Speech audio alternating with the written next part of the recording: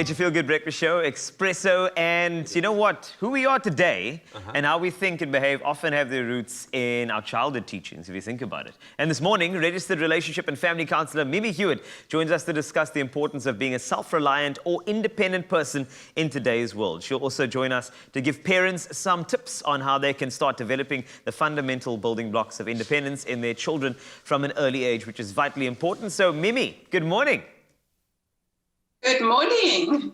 Great to be connecting with you. Thank you so much. This is something that I'm really interested, Carl, as well, because we are at kind of different stages of our parenting journey. I've got a 3-year-old boy that I'm really focused on this at the moment. So this is quite a self-indulgent chat. It's fine. I've got a lot of questions, but I'm going to pose this one first. What are the fundamental building blocks that go into making an independent person? You know what? It's all about building a safe environment for our children. We want them to feel safe while developing their own personalities. So for us as parents, it's just to be there, be available, be around them, to give them that safety net where they can just grow and develop.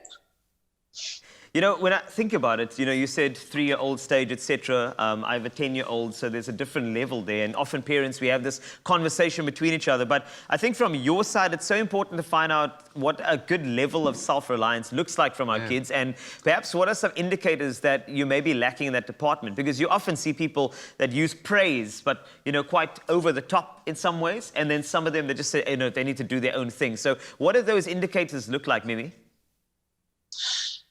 You know what? Basically, it's about taking responsibility for your own emotions, your own wants, your own needs.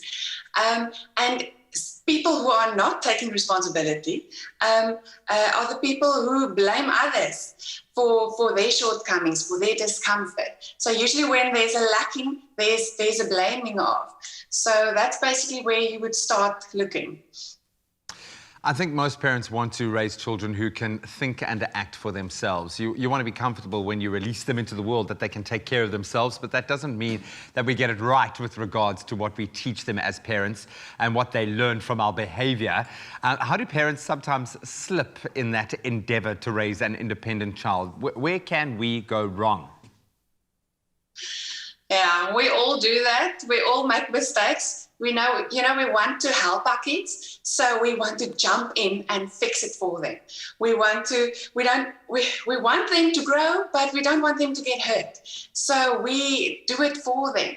But the problem with that is then they don't learn. They need to sometimes fall so that they can get up and try again. It's almost like that, that butterfly who's in the cocoon, who wants to struggle to get out. If we help the butterfly and we open up the cocoon, that butterfly doesn't get the opportunity to develop its wings properly. So when that butterfly comes out, it won't necessarily be able to fly. So we need to allow them to struggle so that they can get stronger. Wow, allow them to struggle to get stronger. Now, with somebody, I mean, so hard, from man. a 3-year-old, you're like, I don't want to do that. I love my little guy, man. I completely get it. But I think the next question is about how we get started. You know, we all want to have butterflies that have strong wings. So how can parents at home be more conscientious about developing independence in their child? Basically, stop, breathe, focus on the relationship. It's much more important to have a good relationship. So for parents, work on your communication skills, work on your listening skills. That's the way that you can show your child that you understand, that you care. It makes them feel safe, it makes them feel accepted, and that will give them the space to then develop and grow and become independent.